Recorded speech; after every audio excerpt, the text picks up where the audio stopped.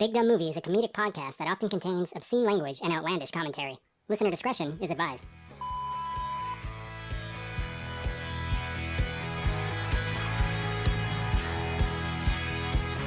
Hello and welcome to Big Dumb Movie, where we discuss movies of the big dumb variety. I'm your host, Korey, and I'm joined today with the three most well-read, intellectual film critics that I know.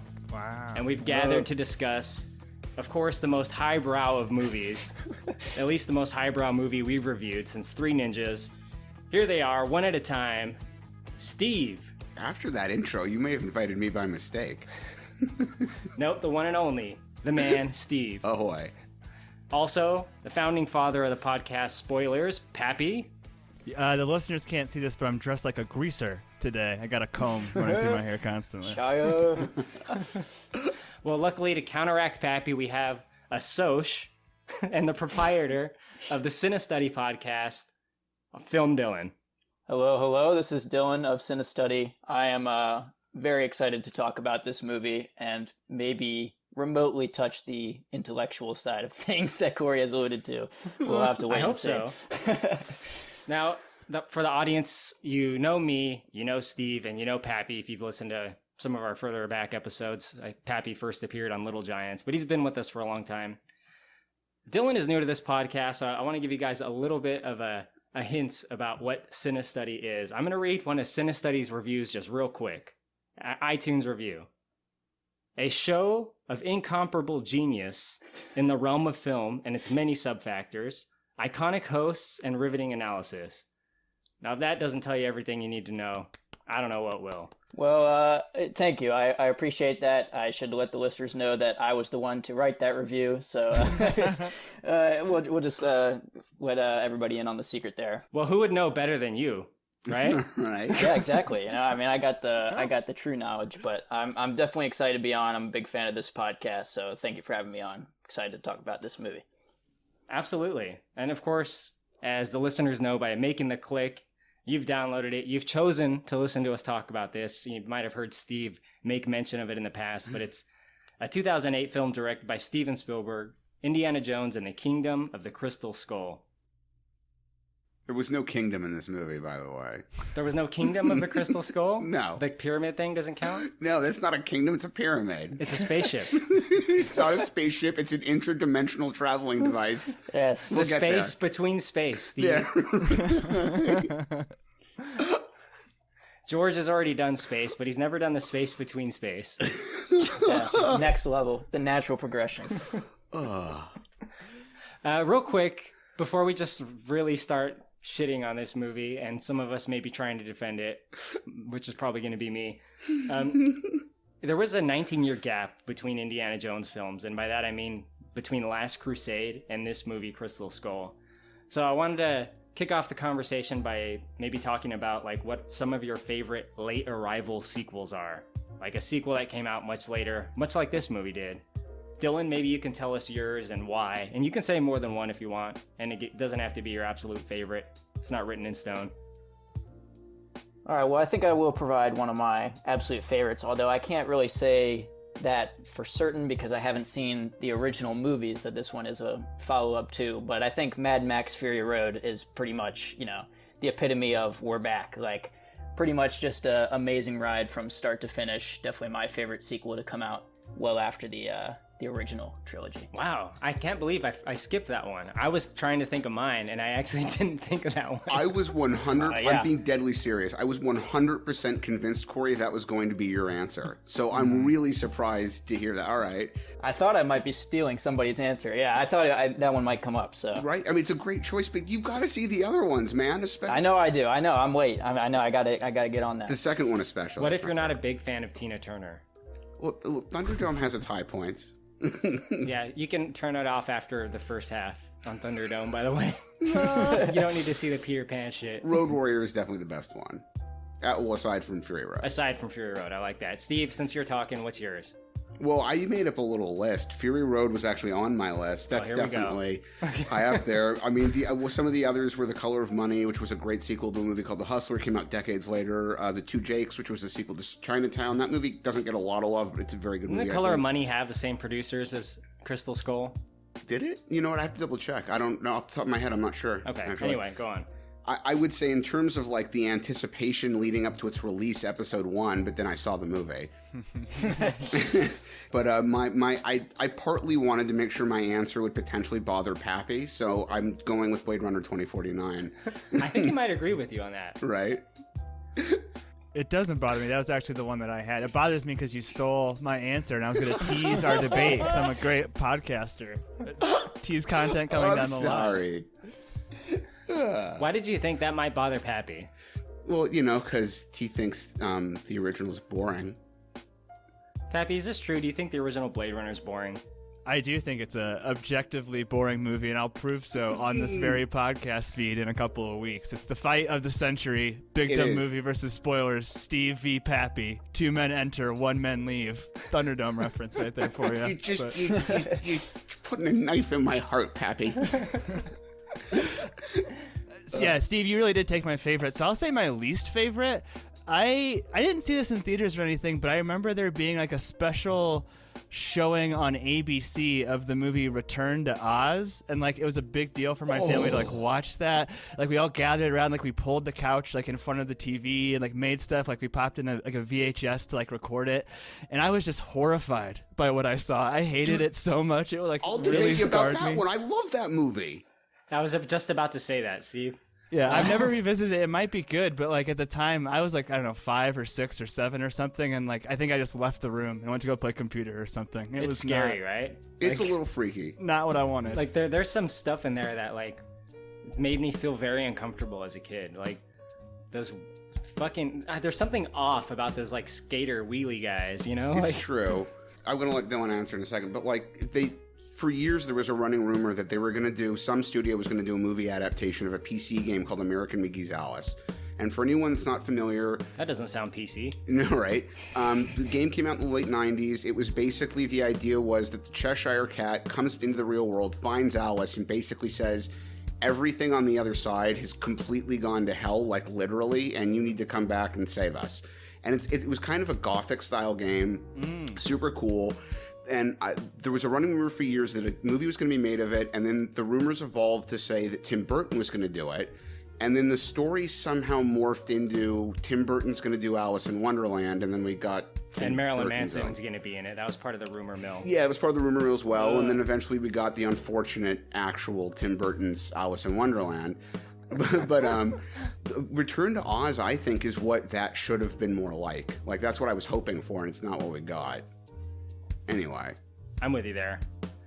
I wrote down my answers to my question pretty quickly. I really liked a movie that came out around the same time as Crystal Skull, Rocky Balboa, which is the 6th Rocky movie. I've talked about that a lot on this podcast. Maybe someday we'll review some more of the dumb Rocky movies, like Rocky 4 might be a good fit. Steve, I know you love that robot, man. Happy birthday, Polly. That's the best part of that stupid movie. But I also really like The Force Awakens. I know, what a hot take. I like Star Wars movies, but there's that too. I considered that one as well. I wouldn't totally disagree with you about it. Yeah, same. I'm on the same page there. People shit on it way too hard. I think people have moved on to shitting on the 2 that follow it more so. Pretty much, yeah. Like, Yeah. Those are really the points of discussion I see online anyway. The third one was definitely the most problematic of them, I think. But anyway. Palpatine is problematic. Yeah. Attacking a woman like that? Of all the things that were wrong with that movie, it's really low on the list.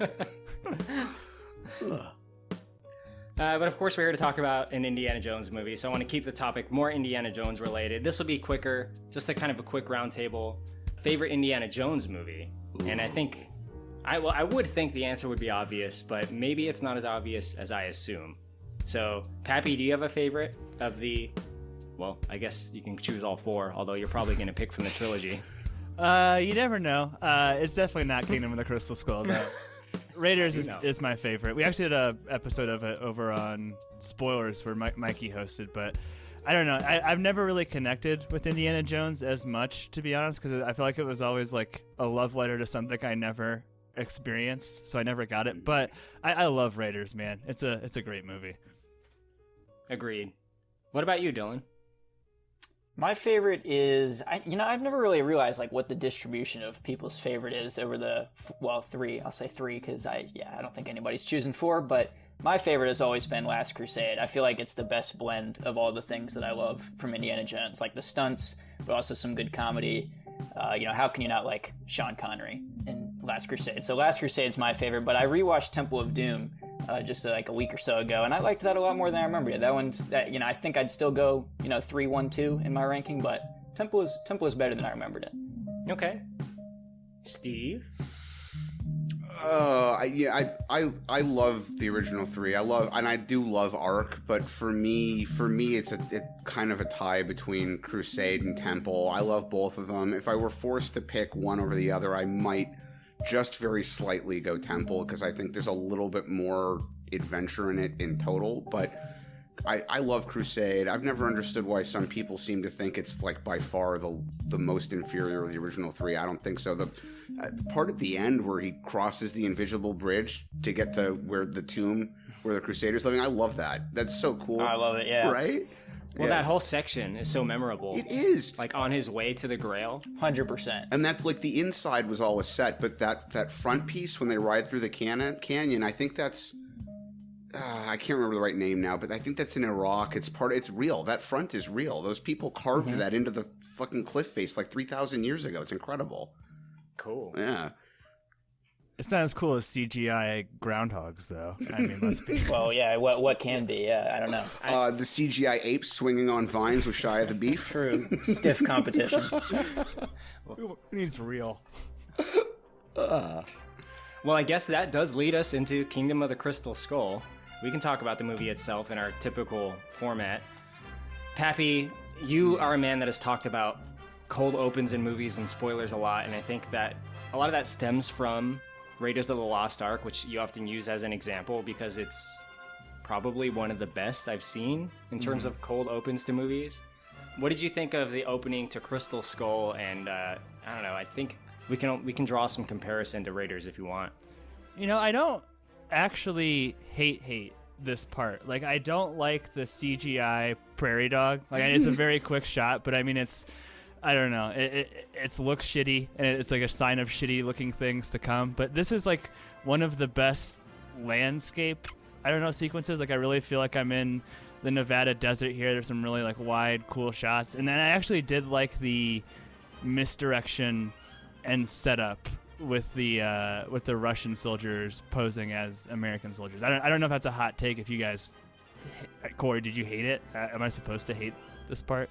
I've seen people that say they like it, so I wanted to get some takes. I did not like it. Really? You don't like Elvis?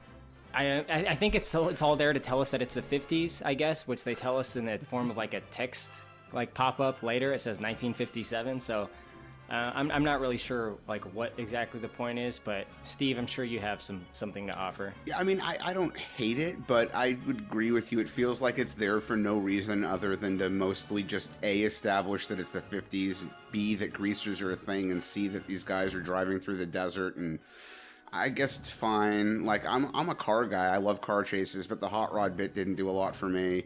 The Gophers, I would bet $50, unless someone can prove me wrong, that the Gophers were fucking George Lucas. That guy will never give up an opportunity to stick a stupid-looking CG animal into a scene. Fucking guy. I would bet he's sitting around with Spielberg, because he contributed a huge amount to the story in this. I bet he's sitting around with Spielberg, and you know what you need here, Steven? You know what you need here, Steven? Is a creature. I don't know, George. It's not really the kind of movie for that. No, it's fine. It's fine. They'll be Gophers. They'll fit in. It'll make people smile. They'll love it. It's a family thing. We'll show the Gophers 3 times. It'll be great. Right? It'll be a recurring bit. Three times we'll show the Gophers. In 100 years, no one will remember what this movie was like without the Gophers.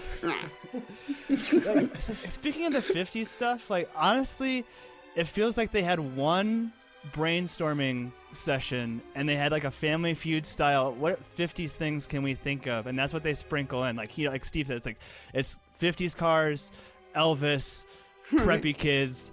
It's like later it's like, show me McCarthyism, show me greasers. It's like so lazy. I don't know, there's no nuance to it.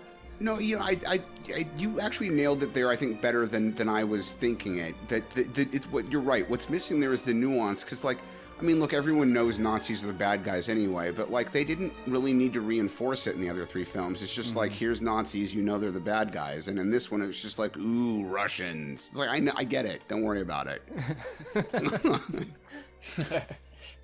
Yeah, I don't know. I like with what you were saying, Pappy. It's like, has there ever been more of a red flag opening shot than just like a little prairie dog mountain, and he like comes out and then almost gets mowed down by the '50s car? Like I was just like, oh no, like this is what we're in for. And especially like the tradition. It's like the tradition of Indiana Jones cold opens is so strong. Like you've got Raiders, you've got the great Shanghai like musical sequence in Temple of Doom, and Last Crusade's got the origin story. And then here it's just like some cars zipping through the landscape for like way too long. I don't know. It's such a dive from like really memorable beginnings across the first three. I agree with that. And why were the hot rod kids driving around in the desert anyway?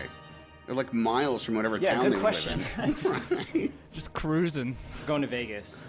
Yeah, they're just going to check out the nuclear test at some point, I Right? guess. Yeah. 1957, Vegas barely even existed. I think Bugsy Siegel opened the first casino in Vegas in the early 50s. I mean, there was almost nothing there. That's crazy. Steven, it's like my movie American Graffiti. They're just out cruising by Area 51. It's okay. That was perfect. That was really perfect. That was beautiful. Dylan, why don't you tell us about kind of what unfolds next? We do get to see our hero after a few minutes, and in typical Indiana Jones fashion, I think he's getting his ass kicked, which I do like to see, honestly, because he's always getting his ass kicked. Yeah, pretty much immediately backed into a corner. I did like the intro with like the hat on the ground, and then you see the shadow pick it up and don the hat.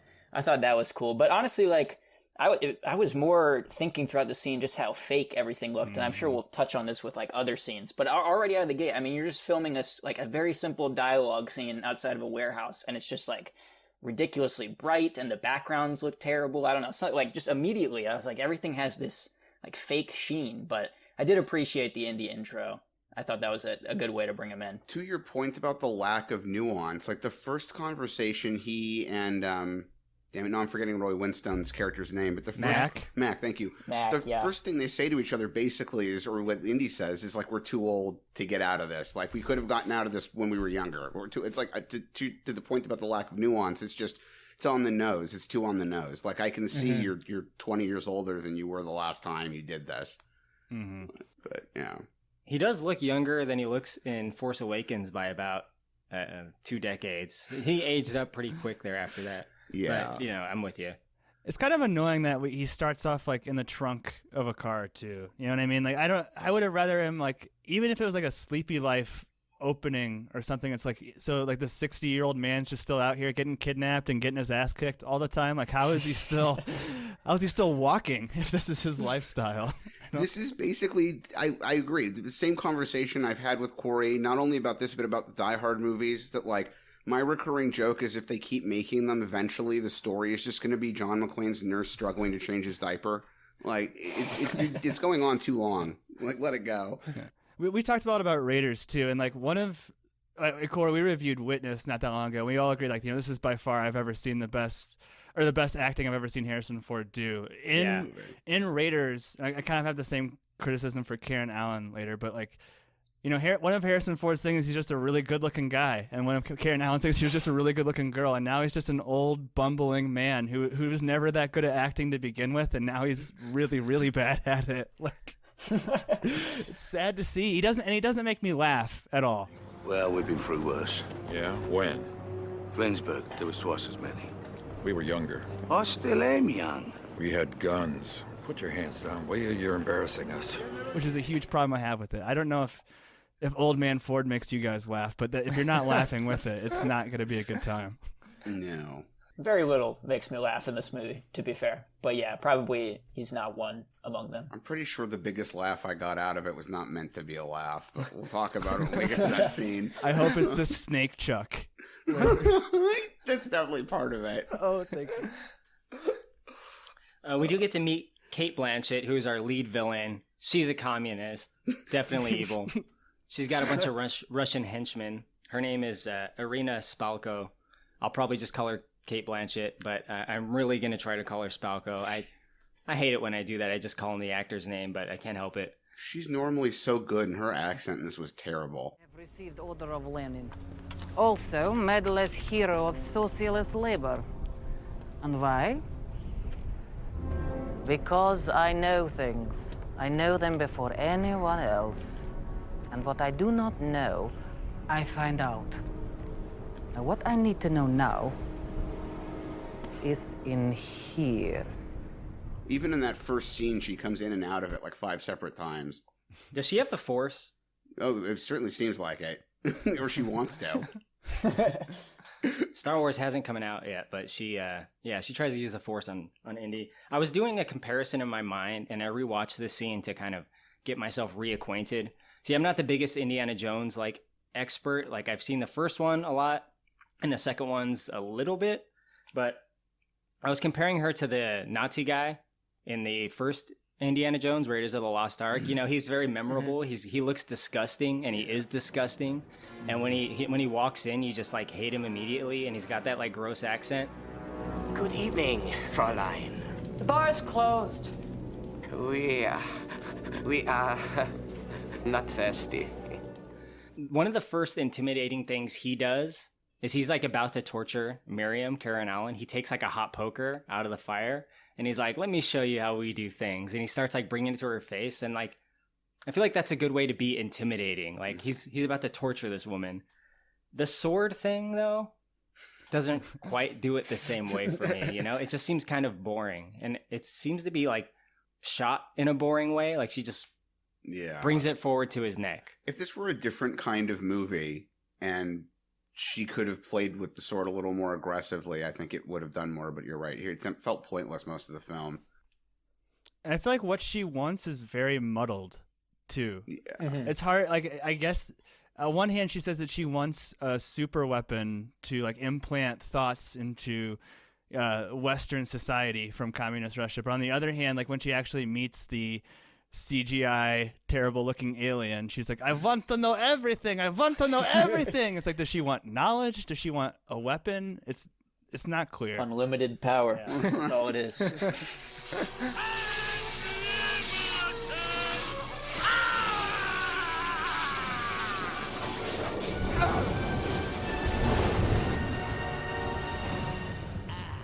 It is sort of unclear how she intended to make any of that work. Right. How did you think you were going to achieve the ability to do this by reuniting this alien's head with its body? But, yeah. Steve, I have a question for you. Yes. How do magnets work? Fucking magic. Oh my god, I hate the magnets so much. Water, fire, air, and dirt. Fucking magnets, how do they work? And I don't want to talk to a scientist. Y'all motherfuckers lying and getting me pissed. Solar eclipse. ICP, Steve. Thank you. How do they work? Right. Also, are you a juggalo? Hardcore juggalo. Pappy and Dylan can't see, but I've got the makeup on right now. Oh, I know. Beautiful.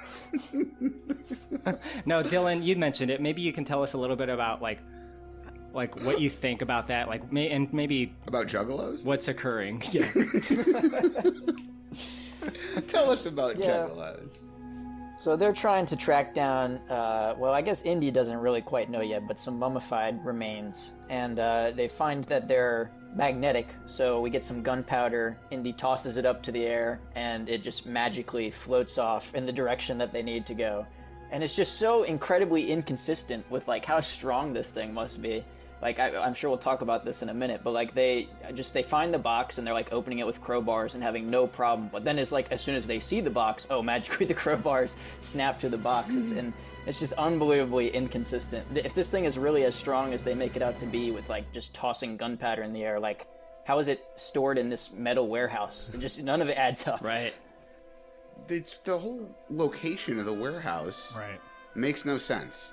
It's literally on the grounds of a facility where they're testing nuclear bombs. They know that everything in it is going to get think burnt, about that. Right, burnt to shreds. And they're about to test this weapon, and you see on their way out, they show it to you. The fucking Ark is in there. It's the same warehouse from the end of Ark. Right. The Ark of the Covenant is in this warehouse, and they're just going to blow it up.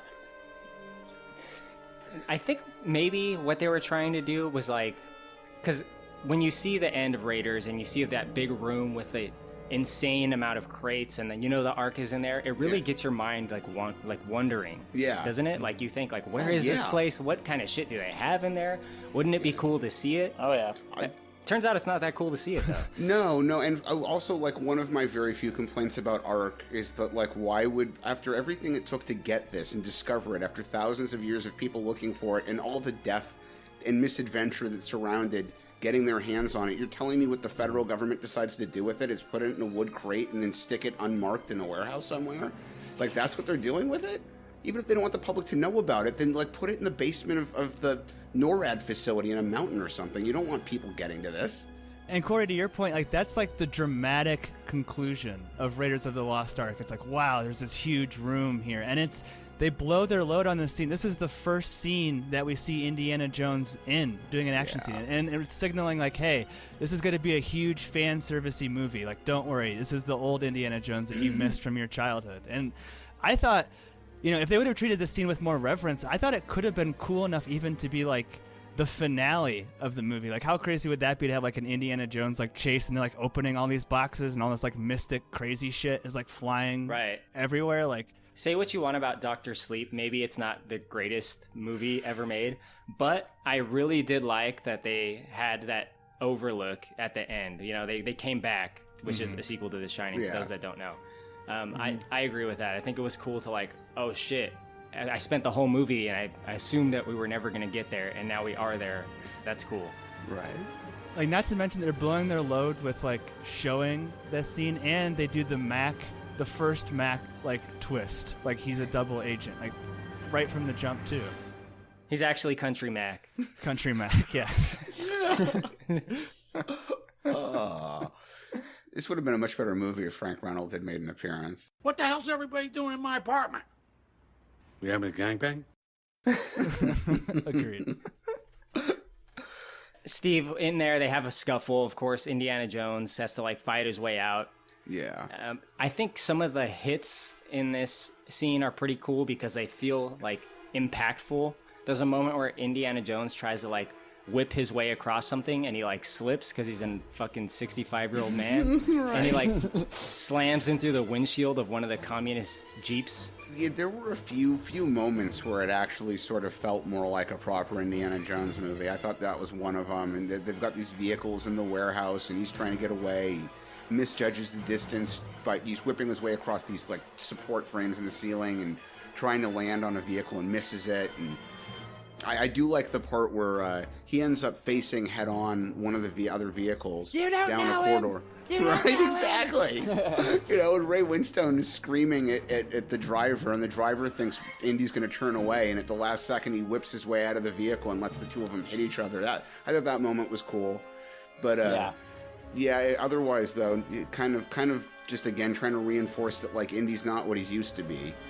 Which is part of, frankly, what I think I don't like about... One of the things I don't like about this movie is, like, I get it. He's obviously older, and you've got to underline it, and it's fine to make a joke out of it once or twice, but the reality is nobody really wants to see old Indiana Jones. Like, not really. Not if you really had a choice. Like, if you really had a choice, what you want is Indiana Jones from, like, the old trilogy. He's just old enough to be seasoned, but not so old that his age is a joke. Right. And, like...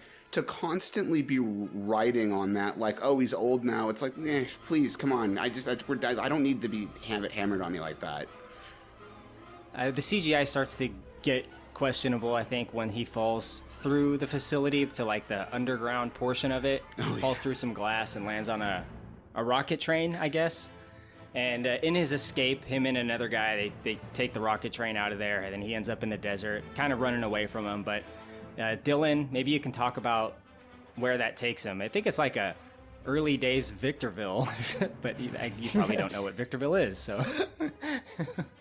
Well, I do just want to say real quick, we do get another prairie dog shot that just made me like roll my eyes when they're on the rocket going 10 trillion miles an hour. But so he heads out trying to find help and comes across this nice little suburban town. And I actually think this setup is like very cool, kind of creepy.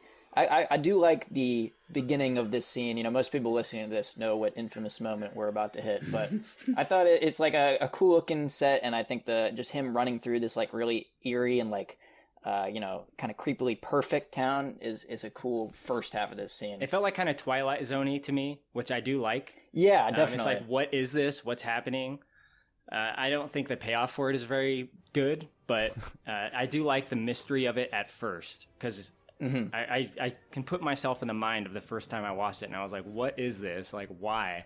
I did not expect what happened to happen, but Dylan, do you want to... Yeah, so he encounters some mannequins when he's looking for help, and he's like, oh, this is a little weird. He goes outside, he's kind of bumbling around with some other mannequins, and then this big siren starts to go off, and I guess one of the Russian cars had also made its way in here. They get out of there, and he's like, oh, don't wait for me, and we're figuring out that this is a nuclear test site. We get like a shot that pans back from the town here, and we can see the bomb about to release. And Indy, with his quick thinking, finds the most protective fridge in the world, empties its contents, and gets inside just in time as the nuke explodes. Yes. This was actually ripped from a really, really early unused draft for the first Back to the Future. Honest to God, they had an idea in there that Marty and Doc would at one point jump back in time by literally getting inside a lead-lined fridge together and riding the atomic or radioactive waves from an atomic explosion. I don't know why, and then eventually that got removed and evolved into what they eventually made, but I don't know whether it was Lucas or Spielberg. Probably Lucas. I'm going to blame most of the bad ideas on Lucas. That sounds like Sidney Sheinberg. Right? It does. But somebody, one of the two of them, because obviously they were both close to that project, that I think one of them was like, let's stick that in here. But you're very weird. That is a real thing, the mock-up village. They really did do that. They wanted to try to get a gauge not only on whether or not the bombs they were testing would work, but what kind of destruction they would cause at what distance. And so they would build mock-up houses in little fake neighborhoods and then have them on the test sites. In Nevada, there was a real test site in Nevada just to see how far out the shockwave would destroy certain kinds of structures. Question. Did they hire interior decorators to furnish them and to... That's the part I think is weird. They probably would have had some minimal stuff inside just because things like how far will this refrigerator get thrown might actually be usable data to someone who wants to know the exact, explosive power of a weapon. But the fact that they put mannequins in there and have a TV running an actual TV channel does seem kind of weird to be like, why? That serves no research purpose whatsoever. They need to know if Howdy Doody would survive an atomic explosion. Right? Yes. Would the contents of the fridge, the fruits and vegetables in there, would those survive? That's true. That's another These are the weird pressing one. questions. Yeah, why was there stuff in the fridge? It's very strange. There's dishes in this sink, man. Yeah. Yeah. Seems like too much. It is really well decorated. I'll say that. Right. And I will say this as well, since I'm kind of on the topic. I think the costumes in this movie are really well done. I like the way people dress for this time. It seems to me, from a layman, to be period accurate. Indiana Jones' costume doesn't look weird or off. I think all around, that's a compliment to the film. Yeah, no, I'd agree. The aesthetic of the movie was really very nice overall. I will agree. I think it was Dylan that made that point that the beginning, it looks a little funny because of the way Spielberg insisted on shooting this movie on 35mm film, which is a choice I agree with, but he wanted to do it partly to make sure that it would look more like something that was taking place during the 50s. And then he sort of doubled down on it in certain scenes by having them make color adjustments during post-production. That's what I was going to say, yeah. Yeah, to make the movie look colored more like an early 50s film. And the problem is, I don't think it does look like an early 50s film. No, it doesn't. And No. chemical, real quick, film is a chemical thing. What creates color on the film is a chemical cocktail called an emulsion. As good as CG and color treatments in post-production software have gotten, you can't really use a CG filter to make something look exactly like what it would have back then, especially when it's a chemical process. And yeah, I think that's part of why it made it look awkward, but I think in other places it lent overall, anyway, to your point, to making it look kind of nice. The color saturation reminds me of Ghostbusters 2016. It's too bright. Yeah. Especially if you're going to do I don't know, maybe you're going to do Indiana Jones night. I'm going to watch all 4 movies over the next 12 hours or whatever. Right. This one would definitely stand out as looking weird, for lack of a better word. And I think that's a fantastic way to put it, because you look at the original films, which were shot on film and during the 80s, they weren't messed with that way. Those movies were shot were meant to look like they were taking place during the 30s or 40s, but they weren't treated and they look fine. In this movie, you watch it was made 20 years later, and it's like, this looks weird. Weird and awkward, I mean, are good words to use to describe it. But I mean, like, back to the fridge thing, as stupid as it is, like, conceptually, I don't hate the shot of Indiana Jones looking at the mushroom cloud, and I feel like it's the only sort of big, grand Indiana Jones in the foreground, like, big CGI set piece, or big CGI, like, imagery in the background shot that works. Like, compare that to, like, the alien ship at the end that looks like shit. Like, I actually do like him in front of this explosion here. What about the thought of him being in the fridge and being launched however far and surviving? I mean, they did it on Mythbusters, and it worked. So yeah, I've read something that said if he doesn't break his neck, it's a 50-50 chance, which is unbelievable to me, but if that's what they say, I don't know. You'd think the concussive force alone would kill someone. Yeah, there's no chance. I mean, like, it's especially an old man like that. He's an old man, like, maybe young Indy, but not the 60-year-old man who's been through years of adventures destroying his body. Like, right? Yeah, it hits the ground with brutal force and then hits it like 10 more times. I don't know about it. Yeah.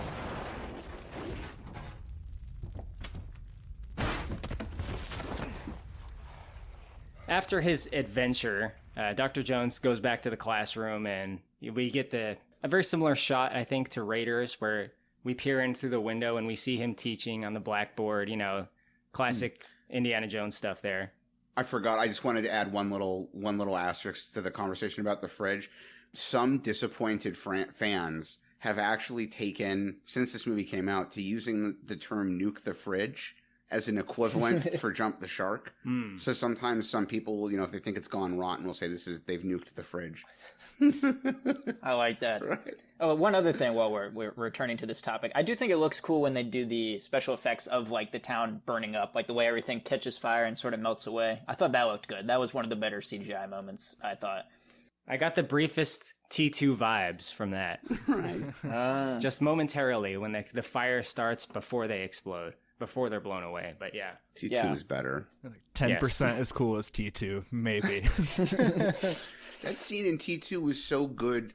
Physicists, I think, it was some group of scientists, contacted James Cameron afterward to tell him that it was basically exactly what it would look like if someone set off a bomb in Los Angeles. Well, that's horrifying. Right? So back with Dr. Jones, we do get to see him at his job, which he quickly loses because I guess there's kind of suspicion now that he might be a damn communist since his friend Mac is. He starts traveling. He's going to go move, go work somewhere else. But he meets up with Mutt. Rather, Mutt finds him. And Mutt is played by Shia LaBeouf. Mutt Williams, who we later learn is his son. Steve, what did you think of Shia LaBeouf in the movie? Fucking Shia LaBeouf. This guy bothers the hell out of me in real life, and I think that's part of it. But, like, I don't know. Nothing special. I don't think the part really required a whole lot of special, but he certainly didn't bring anything to it, in my opinion. He was also a lot of trouble for them. Like, when they were doing press junkets for the film, Spielberg, rather famously, actually had to tell him not to pick his nose on camera during interviews. LaBeouf then went on himself to criticize the shit out of this movie. During interviews for it, he said things like, I feel like they dropped the ball on the legacy. It's like, well, you were part of that. And he actually criticized the scenery swinging around with the monkeys, which is one of the scenes I'm going to pick on the most when we get to it, because it was dumber than shit. But it's like, Oh, yeah. Right? But you did it. He then sort of transitioned from blaming the crew and Spielberg to blaming himself. And it became this whole weird thing. And since then, he's had a lot of weird things to say about it. A lot of what? He's talked about it, the impact on his career and stuff, and I don't know. I would have probably preferred someone else play that part. That level of, like, disrespect, like, after the movie is so insane, given, like, the reverence that this film treats his character. I mean, like, Yes. granted, like, he's like kind of a buffoon. He's like a greaser. He's up and coming, but like in the opening credits, it's, you know, starring Harrison Ford, and he gets the very last actor credit, and Shia LaBeouf. So he's, you know, that, which is a cool thing.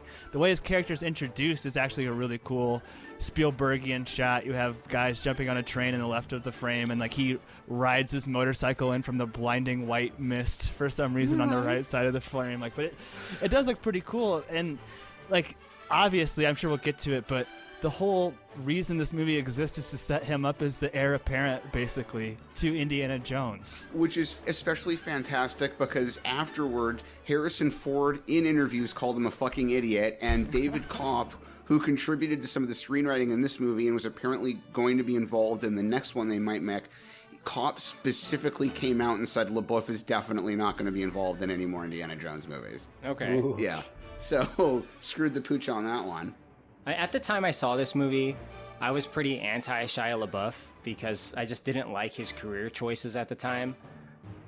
I guess I should go back a little bit. I did like Shia LaBeouf and Even Stevens, and then as he started doing movies, he kind of started to get irritating to me with like the Transformers ones, obviously, and I know some people like it, but I really don't like. You know, Disturbia. the constant plagiarizing doesn't have any effect. Well, on you? that is a little bit later, but so I didn't like him because of all the film choices he was doing at the time. So I didn't like him in this movie. Now I do respect him as an actor, and I know, Steve, it probably annoys you, but yes, I do like when movies like Honey Boy and American Honey, and probably other movies with honey in the title. I do like him in those. So watching it back now, he doesn't really bother me that much because I kind of have some respect for him. But he's instead of debating Pappy about Blade Runner, I might have to debate you about Honey Boy. He's no River Phoenix. No one's ever going to be that kid except maybe his brother. Joaquin is brilliant. He's great. Story question. I watched this movie twice in preparation, and I still don't know. What is Mutt and Ox's relationship? Is that ever said? Like, why? Mutt only really says that for whatever reason, Oxley and his mother were close, and that Oxley spent a lot of time hanging around when he was a kid and would read stuff to him. But he also makes a point of bringing up later on that some other man who was a former RAF pilot was the guy he was raised thinking was his father. So Oxley wasn't really the stand-in for his dad. He was just a guy that hung around. He was just having sex with Karen Allen. He wasn't acting as like a father. Right? Yeah. I mean, it's kind of funny that way, but I don't know. I guess my dad had a couple of friends when I was a kid that I thought were real neat guys, and I was always interested in what they had to say. So it's sort of something like that. Well, Mutt and Indiana Jones, they sit down in a diner and they kind of discuss the plot and give us a lot of exposition, which I think is fine. I mean, I don't think it's handled that badly, but I do have trouble following it. I think, Pappy, you mentioned this earlier. Like, I know that they need to get this crystal skull, they need to get Oxley, they need to get Miriam, but I am a little bit confused by like the alien thing. Like, the crystal skull was, Oxley had it, but then he didn't have it. It wasn't in the warehouse at the I don't really know. Like, well, you know. and like they're blackmailing. It's like if we don't get the crystal skull, they're gonna kill my mom. It's like, what does she have to do with any of this? It's so. You know, that's a good point. I did not put that together. I don't know what Marion, like what she's doing there at all. I'm guessing a bit because I agree with the two of you. They're never real specific about it, but I got the impression the idea was they got to the point where they knew Oxley wasn't really going to be useful to them and they needed someone else to help, and they eventually landed on the idea of using Indy and probably thought that Marion, for whatever reason, was a way to get to him. But even that's real loosey-goosey considering they obviously hadn't talked in like 18 years at the point they grab him. I'll say this though, right? So the story sucks. It's a stupid fucking story. Yeah. Spielberg probably knew it was a stupid fucking story that George Lucas wrote. They have to have this scene of exposition in the diner.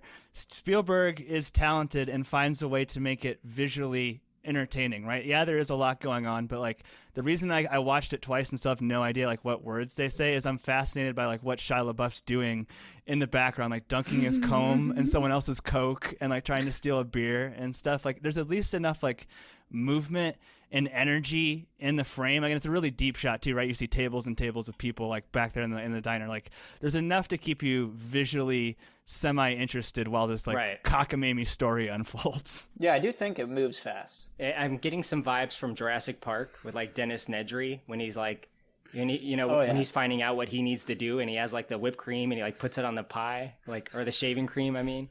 But yeah, I know what you mean. See, nobody cares. Yeah, I mean, Indy sort of meets the whole idea with derision, the crystal skull things. I think that was supposed to be the point there, is that like even Indy thinks this is ridiculous because he's got no idea where they're going to end up with it, and Oxley's wasted his whole life on these silly crystal skulls and there's nothing to them and blah blah blah, and then later we're going to find out that's not really the case. But yeah, not a great scene. Dylan, maybe you can tell us about kind of what that leads into, like the big chase scene, starting with the outsiders fighting the Socs. Yeah, certainly. I also just think like Indy's ambivalence towards the whole thing is confusing, because like he spent 3 movies finding things where he wasn't exactly sure like what they were going to be able to do, these like mystic items, and now suddenly he just like really quickly discounts this one. That I found that to be a bit surprising. But anyway, they noticed that 2 of the, I think it's the FBI guys that are tailing them initially in the diner that interrogated Indiana Jones, but then some Russians get involved in a minute here. But they basically start a jocks versus greasers fight in the diner to escape this thing, and then we get probably one of my favorite scenes in the movie is the motorcycle chase. This felt very classic Indy to me. Steve, do you agree? Yeah, I mean, it's, I think, not quite at the level of Indy and Henry Jones Sr. getting chased by Nazis in the third one, but it was kind of a fun point. One of the more Indy-esque moments in the film, I would definitely agree. I think it's benefited by the lack of huge like CGI like gears flying at you and shit. Yeah. So that makes it kind of cool. Right. I mean, obviously there's a lot of stuntman work, which is good and bad. It's good in that there's actual people doing things, so that's cool. It's bad in that you see the back of Harrison Ford's head a lot, but that's kind of the way it goes. Right. It's just we see Harrison Ford crack a whip at the beginning of the movie, and I see exactly what he's like kinetically, physically capable of. I know he's not capable of like holding onto a motorcycle like that. Like, there's just no way. What is he, like 80? It probably would have, I don't know, it might have also been like over the top as a reference, but it might have been more fun if Mutt had stolen a bike with a motorcycle with a sidecar. And, yeah. And then Indy could have been the stand-in for the Sean Connery character. But how is that related to the movie Over the Top? Well, Stallone, you see, was a truck driver in that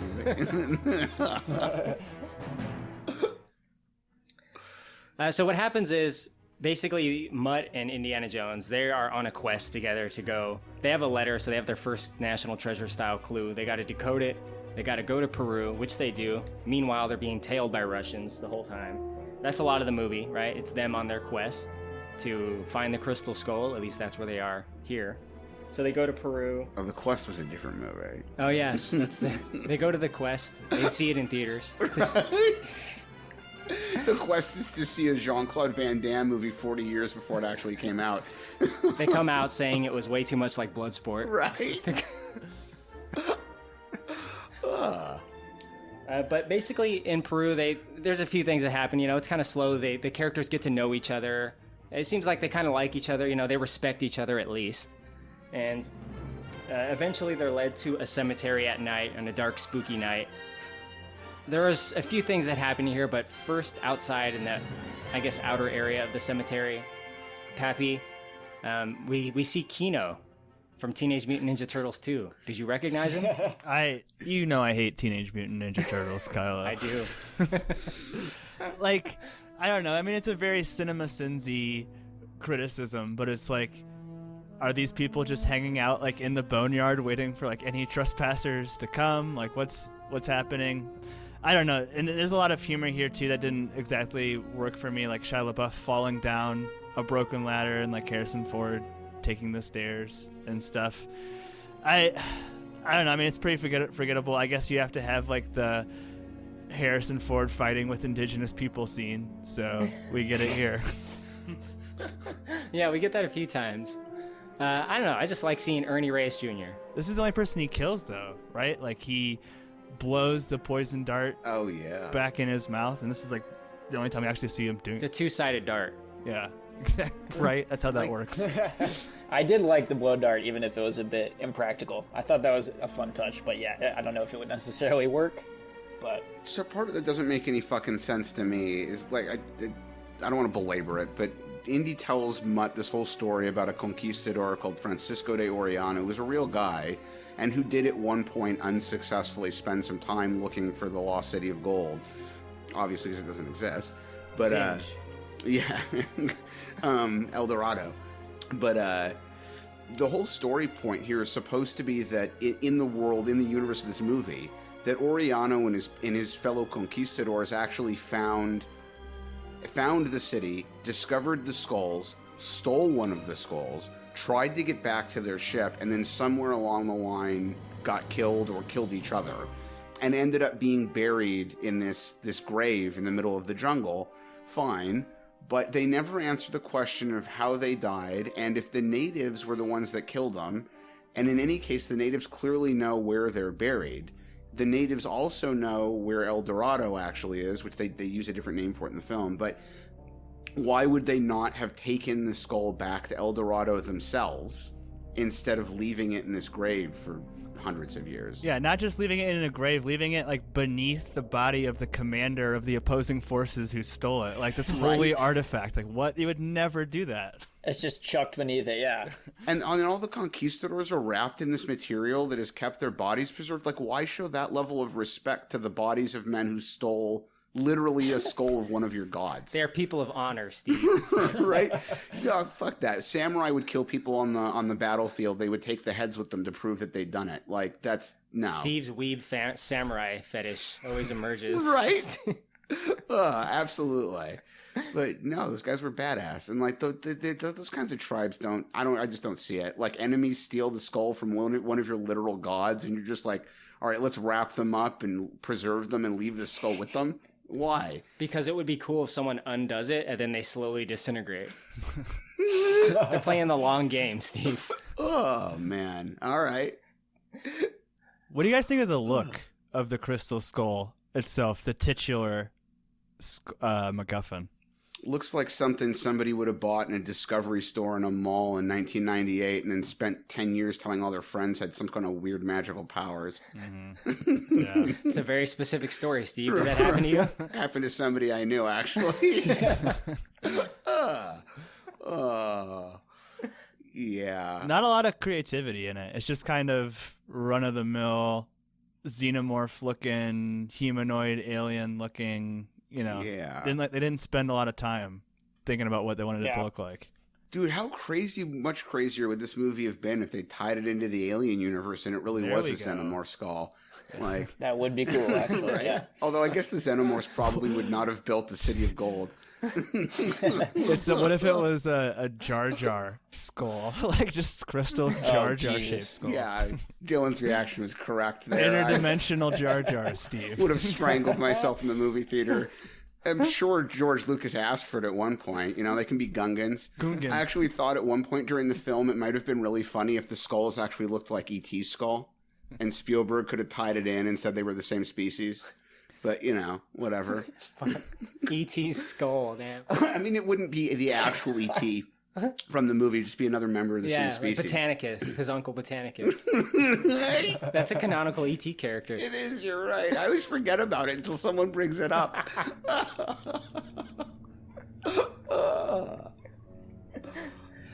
One thing I want to say is that after Indiana Jones fights the local parkourists is that parkourists? Is that a word? Parkour, whatever. Yes, that sounds right. They're defending the grave. Him and Mutt explore like the inner tomb, and I know we were talking about like the result of that, but I just want to say I do like that scene. It's very slow, and it's, you know, them moving through and figuring out how to like open the chambers and stuff. That's Indiana Jones shit right there. I agree with you about that. It did feel very Indiana Jones, but it also felt kind of like they were laying back too hard on that scene with not with Marion, with Kate Capshaw's character and the other kid in Temple of Doom, where they're trying. Yeah, it felt exactly like that. Right, and she's got to stick her hand into the port with all the insects in it to open the door, so the two of them don't get crushed.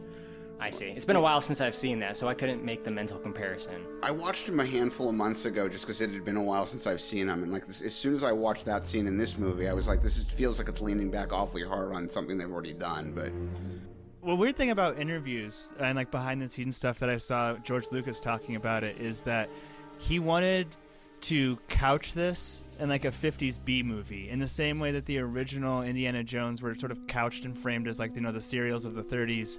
He wanted this to be in the timing of the 50s B movie, but it's fucking not that at all. It's just an Indiana Jones with an alien story. You know what I mean? Yeah, exactly. He was really, from what I've heard, maybe you read differently, from what I've heard, he was really aiming for a lot of the B films made by a studio called Allied during the 50s. And yeah, I think you're right. He missed the mark. 50s B movie. It's nothing like a 50s B movie. Right. And like, I'm related to people that directed some 50s B movies. I'm not even saying they were good ones, but at least those were actual 50s B movies. I'm trying to think of what comes to mind. Like Forbidden Planet? Yeah, I mean Creature from the Black Lagoon. The Fly? Steven Spielberg is like, that's such a stupid idea, and then directs War of the Worlds next. Like, there are parts of that movie I kind of like. I know that's a dirty thing to admit to, but it's okay, Steve. Yeah, well, we should do it as a pod one time, and we'll talk about that. Would love to. Where the story takes us is Indiana Jones and Mutt, who have the Crystal Skull, are captured by the Russians. That kind of happens a lot. I think it's kind of typical of this type of story, so it's not necessarily a bad thing. But it does happen here.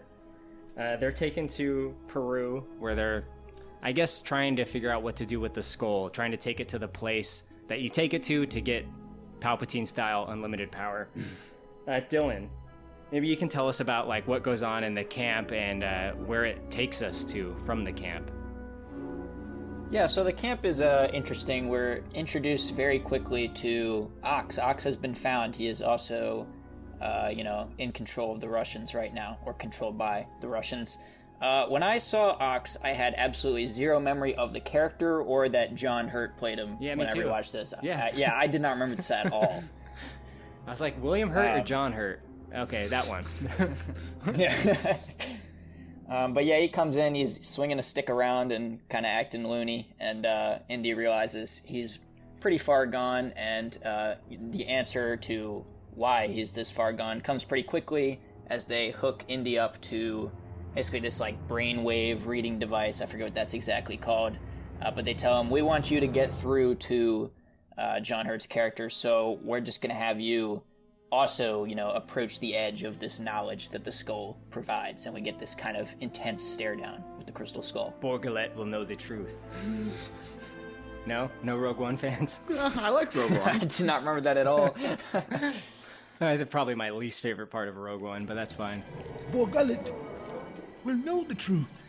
What happens when he looks at the skull, Pappy? Can you tell me? Like, I don't quite understand it. Does he have a mental link? it told me to take it back. That's what it tells him to take it back.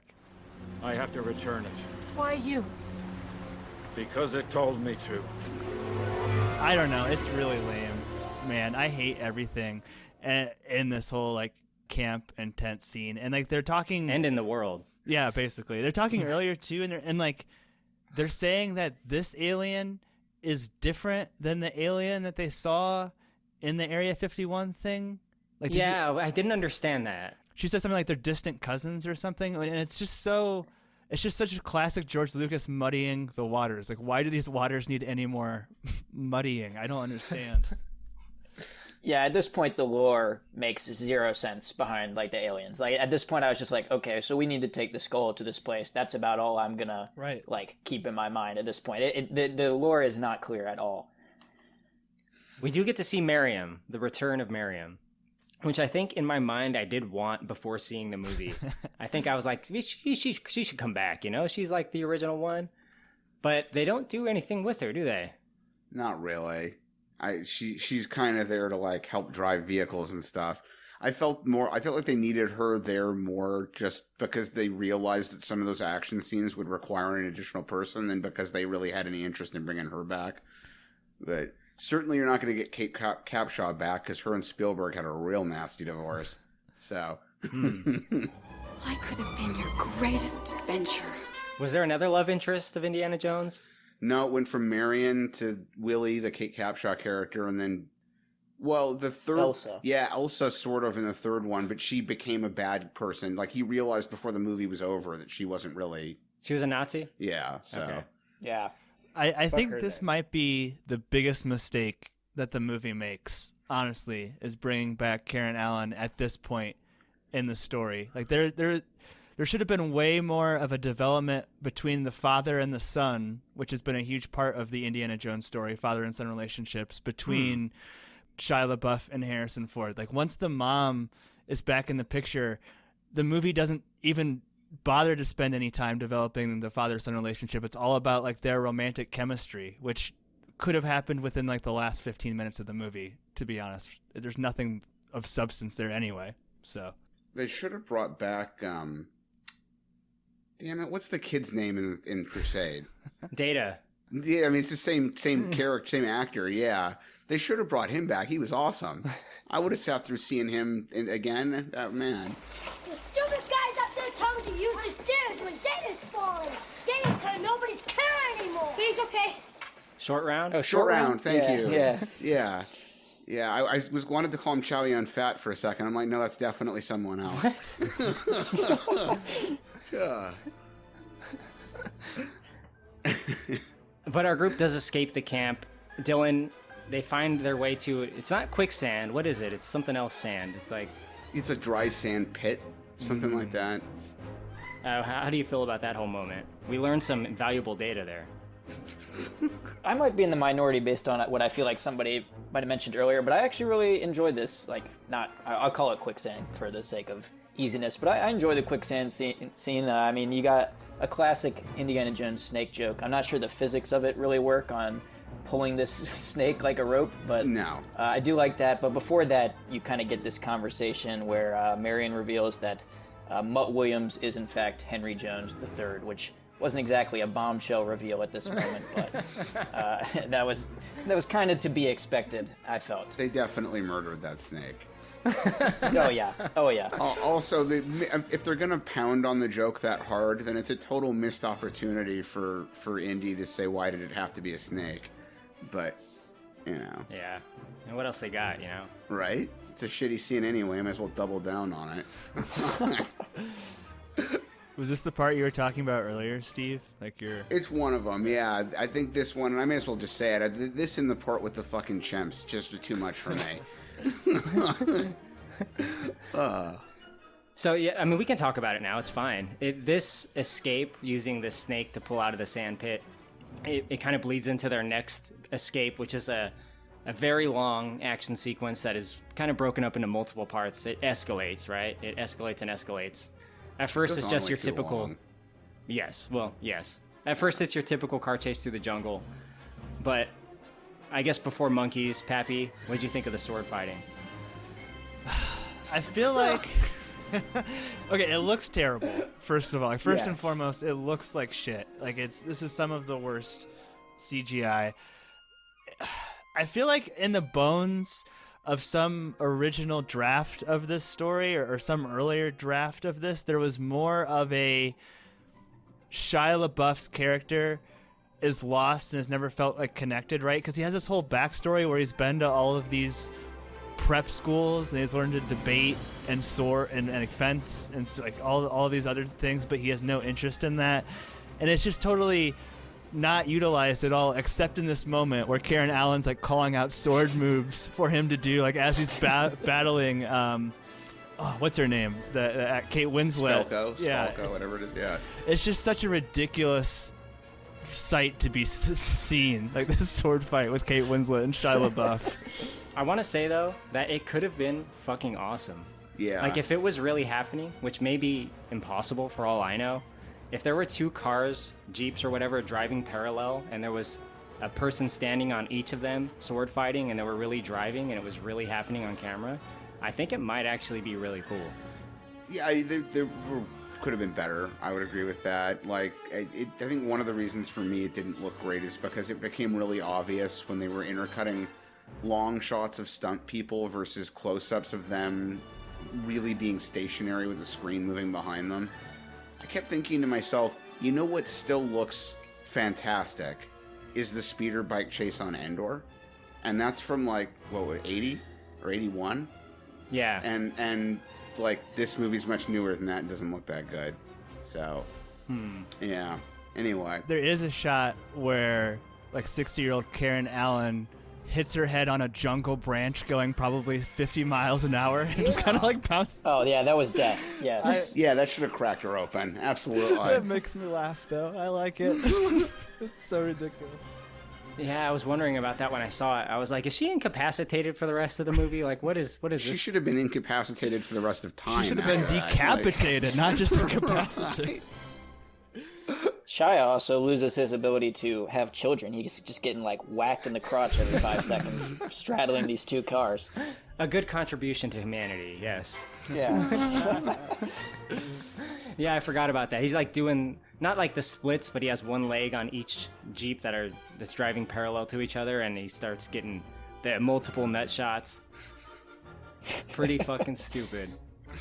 I will say, the thing I think I actually dislike about this sequence the most is just honestly how little Indy is given to do. Like, what does he do? He takes over one car that only has, like, 2 people in it that are going to fight him because the other 2 are Ox and Mac. Mm-hmm. Like, I can't really think of anything significant he even does during this pretty long chase, and that was, like, definitely a bummer by the end. I'm like, Indy didn't...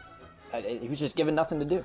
I don't know if it's really the case, but I get the feeling, especially at that point in the film, that what they were really trying to do was set this up so that Shia LaBeouf's character would return in the next film and would really become sort of the focus of the story. And that they wanted this to be like the transition point, and it wasn't working for me.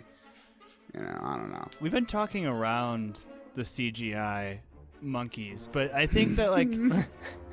compare the use of monkeys in this movie to the use of the monkey in Raiders of the Lost Ark, and it's very indicative of a tonal shift between the two movies. Like, the fucking... First of all, the real monkey in Raiders of the Lost Ark does a Hitler salute, which is fucking bananas to see, like, a monkey do that. Like, someone had to teach a monkey to do that. Well, that's wild to think about. And then they kill the monkey in that movie. Like, they poison the monkey and kill it. Here, they don't even have the balls to, like... Bad dates. They don't even have the balls to send a CGI monkey off a cliff. It gets caught in a tree. You know what I mean? It's just kind of a softened movie from an older filmmaker who has grandchildren now. You know what I mean? Yeah. I was watching some of the Raiders stuff, and, like, during the chase through Cairo, the foot chase with Miriam and Jones, there's one moment where he, like, goes up to a guy that's driving a truck, and the guy's in the driver's seat, and he just shoots him in the fucking head, like, right in the temple. Like, I was like, damn. I mean, to the point about the older filmmaker getting softer, like, when Spielberg did a remastering of E.T. for its first really big release on DVD. God. Right? You know exactly what I'm going to say. Yeah. He removed instances where people were holding guns and used CG to replace the guns with walkie-talkies because all of a sudden, 25 years after the movie had come out, he thought the gun was somehow a problem. No one was complaining about it. It was never a problem. That was after the special editions, right? Yeah, I mean, that was several years after. Yeah. Lucas got in his head? Probably. You know, I can't imagine Spielberg looking at Cat Eye's Jabba and going, yeah, I can do something with this, but... Here we go. Right? It has to happen once upon... You know what you're getting when you invite me to be here. It's weird to me that Mutt just, like, becomes king of the monkeys. Like, he earns their respect somehow. Like, Shia LaBeouf, king of the monkeys, is now how I'm going to refer to him forever. Because when he gets caught in a vine and he leaves the Jeep and he's up in the trees, like, the monkey looks at him and he looks at the monkey and there's, like, a moment of understanding. And then they, like, start swinging toward the Jeeps together. Like, it's so fucking weird. And then the monkeys fight the communists. Oh, it's ludicrous. They're capitalist monkeys. They believe in free enterprise. Yeah. We're building up to a crossover. It's going to be Indiana Jones the Third and the Planet of the Apes. With big damn ants, too. The action scene continues, though, doesn't it, Dylan? Yeah, I mean, we get some battling by a cliffside. But ultimately, they kind of go off this little ledge and into this kind of big open area with a big mound in the middle. And you're like, all right, I don't know what this could be, but I was just more hit by the fact that everybody in Indy's car should have died when the other car just ran right over them. Yeah. I don't know if anybody else felt that way, but I would just like put my hands up, like, what was that? There's no way they all would have gotten out of the way when that giant wheel or whatever it was went bowling through. Oh, I them. forgot about that. Right? Yeah. And then it was just doubling down because they probably should have been killed there, and they probably should have been killed a second time when the vehicle went over the cliff, and they probably should have been killed a third time when the Russians' car landed on top of them. But yeah. I mean, it's like a common indie thing to have like semi-unrealistic like surviving things. I mean, Temple of Doom, they basically ride a raft like down from a plane and over a waterfall and everything. But for some reason, this one just feels so much worse. I don't know what it is, but like this one, I watch it. I'm like, there was no reason to have them literally get run over by a car. I feel no danger from that. I more just feel confused. They completely, like, between the minecart chase in Temple and the motorcycle chase in Last Crusade, they'd already nailed chases in Indiana Jones movies. They should have just not included any in this one. None? None. No vehicle chases. You guys have done it already. Find something else. Hot air balloons, zip lines, like find something else to do. Like you guys have mastered the wheeled chase already. A zip line, like they strap in and like they go. Right? Yeah, something, you know. Who They're knows? just fist punching, dangling from a wire. Yeah. Right. Hang glider. Yeah, absolutely. Yeah, something like that. A riverboat chase. You know, he's never really had a big fight like on a river. They could have been bouncing back and forth. See that. You know, maybe they were on that river trying to get to El Dorado, and they could have had a back and forth fight between the boats. Would have been something new. It sounds like you're describing like James Bond movies, where like the chases lead him to like these weird, like a ski chase and like a riverboat chase. I will concede you. That's a good point, and you're right. You are right. But you know, you think about some of the Bond scenes, chase scenes, versus some of the Indiana Jones scenes. I think there's a lot of like inherent similarity there. Anyway, I mean, obviously Indiana Jones isn't a spy movie, but like the general concept is like these people are after this guy, and he's got to make this big escape. It's sort of there's a lot of commonality there. Right. I've gotten the sense too that that's what they want. Especially Disney wants the franchise to be, right? They're going to recast Indiana Jones. They're probably going to get rid of all of this. You know, I mean, he's basically a superhero that they can just reboot and use as they please. Yeah. Oh my God. No, you're right. Spot on. I hadn't even considered the possibility of a Disney-helmed Indiana Jones reboot, and now I'm sad. Well, they don't own it, right? They do. Yeah, Paramount owns it. I thought. Really? I thought. Yeah. No, Paramount's owned by. Wait, actually, you might be. No, Paramount's owned by CBS. Yes. Yeah. Because I watched it on CBS All Access, not Disney Plus. Right. Yeah, I was gonna say you'd think they'd be on Disney Plus. So yeah, I guess Disney not. owns ABC. Yeah. Speaking of which, Disney does have an Indiana Jones ride at Disneyland. It is weird. Not at Disney ride. World, but it's fucking awesome. I love that ride. I love that ride. Yeah. Makes me so happy great. every time I'm on it, dude. It's a good one. It's like I'm still to this day sad that they trimmed out a portion of the original Jungle Cruise to make room for it. But if they were gonna have to do it, doing it for that was worth it. Fuck yeah. It's better than this movie. It was. Guaranteed that it's better than this So movie. I think Disney actually does part own it. I did some quick research real quick. I think that they acquired like Lucas's rights to it because I think it was like split between Lucas, like Spielberg and Ford to some extent. But they are the ones maybe who, that's what it is. But way back in 2016, they've announced that they were starting the process of Indiana Jones 5. So whoa, oh, that's interesting. Yeah, because I know that like the 6 people that open the Six Flags theme parks have a licensing deal with Warner Brothers that lets them use Looney Tunes characters, but they don't actually own the Looney Tunes. I kind of thought the same thing was going on with Disney, but I guess it's more involved than that. Was originally slated for July 2019, pushed to July 2020, delayed again now to July 2021. I think part of what was delaying it was the decision that they didn't want LaBeouf to be back. I mean that sincerely. I'm not even picking on the. I mean, I want to pick on the guy, but I'm not. Wait, July 2021.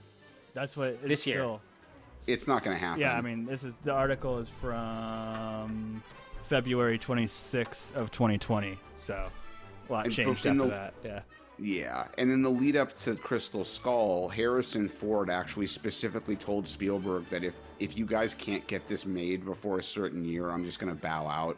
So I think at this point there's a chance the next one might not actually have Harrison Ford in it. Damn. Yeah. Probably for the best. Yeah. to kind of get back on track where we were story-wise, we see all the ants that come up out of the mounds that Dylan was talking about. There's some bullshit going on with that. Kind of felt like the Mummy to me, in a way. Yeah, well, funnily enough, this film had multiple writers contribute to it, and I think his first name David Kopp is his last name, that wrote the final version, but one of the guys that contributed significantly to this script actually went on to write the version of the Mummy with Tom Cruise in it. Oh. Yeah. The Dark Universe, dude. Yeah. I love the Dark Universe. I love the Dark Universe conceptually. Boy, Universal really screwed the pooch on that. That could have been such a cool setup, like modern Wolfman. It really could have been.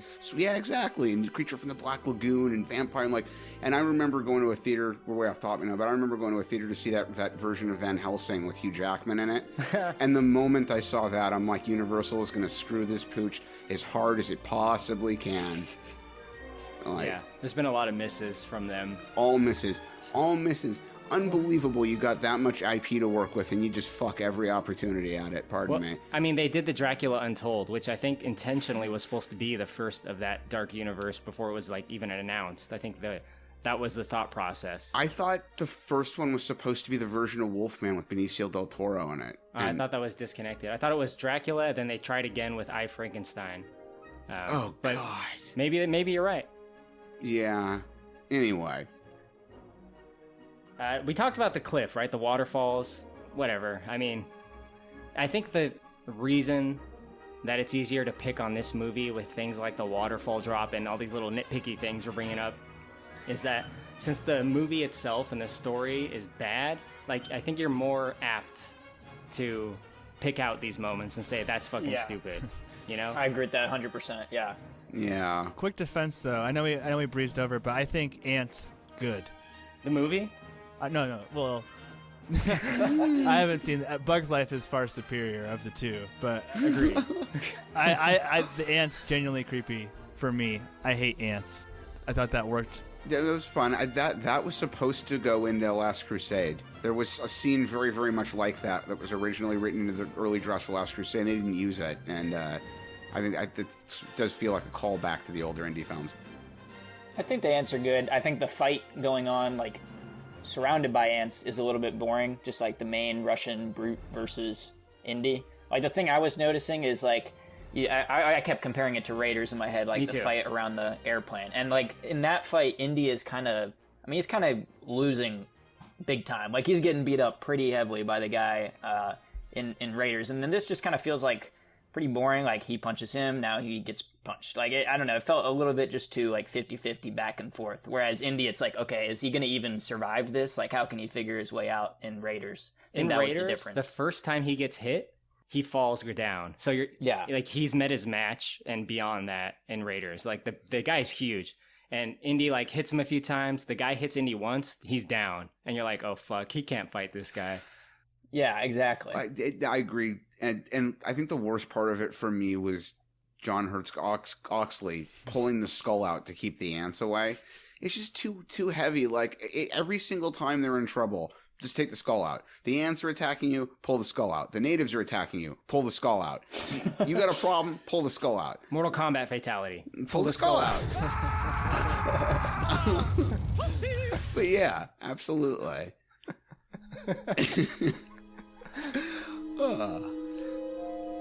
Our heroes make it to their final destination, where they learn that there were 13 aliens and something like Tony Shalhoub has to sacrifice himself to save his kids. Is that right, Steve? Yeah, absolutely. It's Monk specifically that has to make the sacrifice, They got to make their way through the pyramid and stuff. Pappy, why don't you tell us about kind of what is going on up to that point?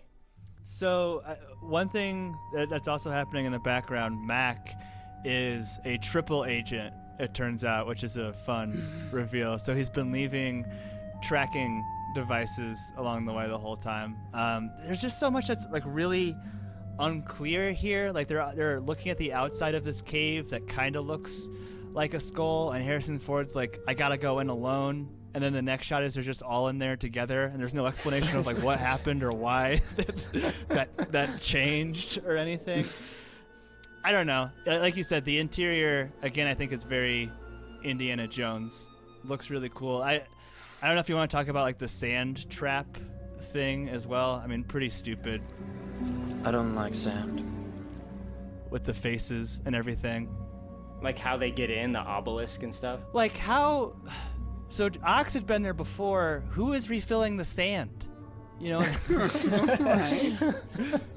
And I guess it's the natives. I would say the natives, but they've been sealed inside stone columns in the cave for, I guess, all of time. So I don't understand that at all. Yeah, they got to rebuild those every time. Well, there's a part where Indy says that Oxley had made it into the walls of the city and past the natives, but couldn't get into the temple.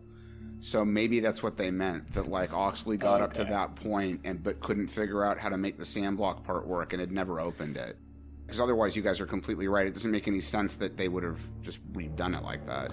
not for nothing, too. It's like this, like, I don't know, what would you call it, like a monument-looking thing. 4 sides. There's about 4 by 4 rows of heads on each thing, and they damn near show you every single head being removed. It's like a 90-minute sequence of watching sand drain from this obelisk. It's watching a fucking hourglass. That's never been entertaining ever in a movie since Wizard of Oz. It's horrible. Yeah, the traps and like obstacles and set pieces aren't that captivating. Like this is like here is where I'm comparing it to Last Crusade again. Like the 3 trials, there's like a puzzle aspect to it that's really tough. Like, and the stakes are really high. Here, I just feel like they're just kind of walking around like, oh, I guess we gotta empty the sand. I don't know. The inherent concept like of the trap was just a boring concept. I don't know. So lame.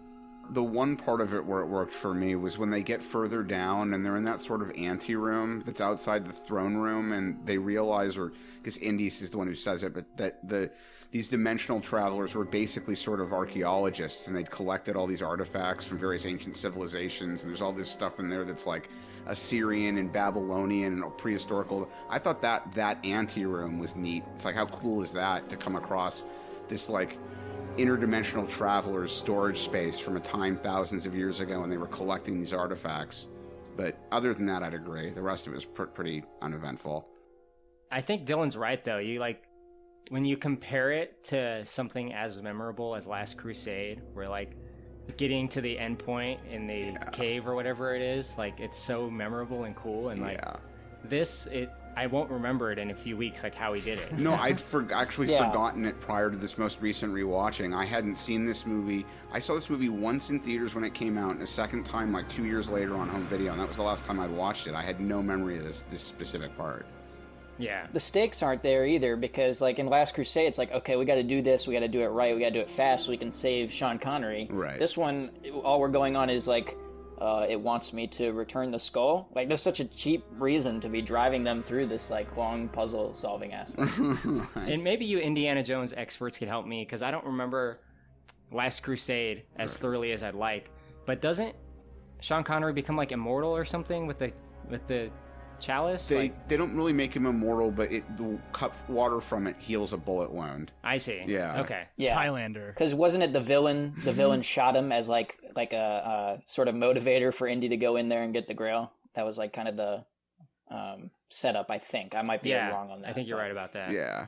They were trying to the Nazis were trying to force Indy into that tomb, and he didn't want to go because they didn't know the invisible bridge was there, and then they shoot him. Yeah. There is one line in that room, though, and you might want to cut this, Kylo. It's up to you. You're the editor. But Indy goes, I think I understand, Ox. Someone came. Someone came? And it's just the way that he says it is so awkward. There's no one expands upon that point. It's very standalone, and I had to pause it and like face palm for like 20 seconds. Yeah, his name was George Lucas.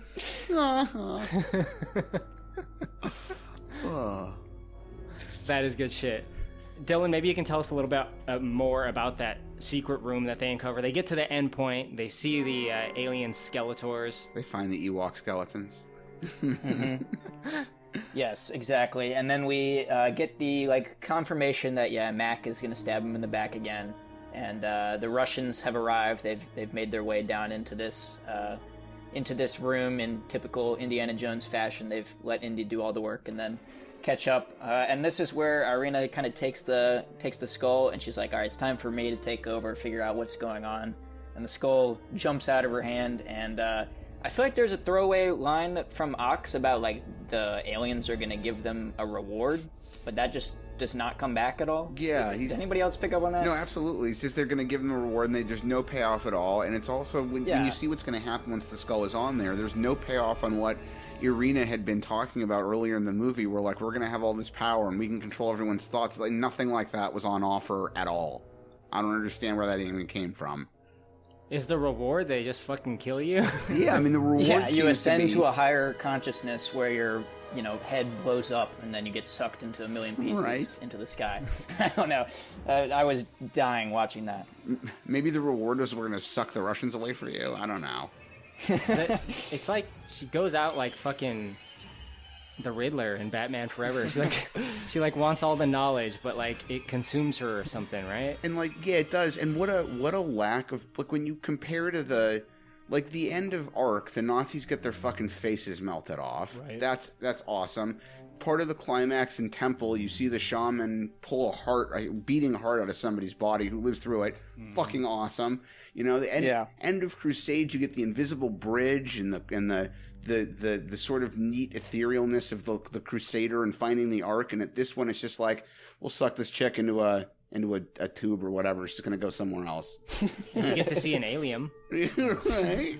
That is my least favorite moment of CGI in this movie. I know we talked about the monkeys, but when the alien takes his CGI form and then just like narrows his eyes and looks at the camera, like I just burst out laughing every time. He just like scowls at her in disapproval. Yeah, it's such a lame scowl. He just like eyeballs, like it's so dumb looking. The practical puppets they used for E.T. E.T. was what, 84? Somewhere around there. The practical puppet they used for E.T. looked better than that. They should have just used another practical. Do you remember the Eiffel 65 smash hit song Blue? I'm Blue? Do you remember the music Yes. video for that?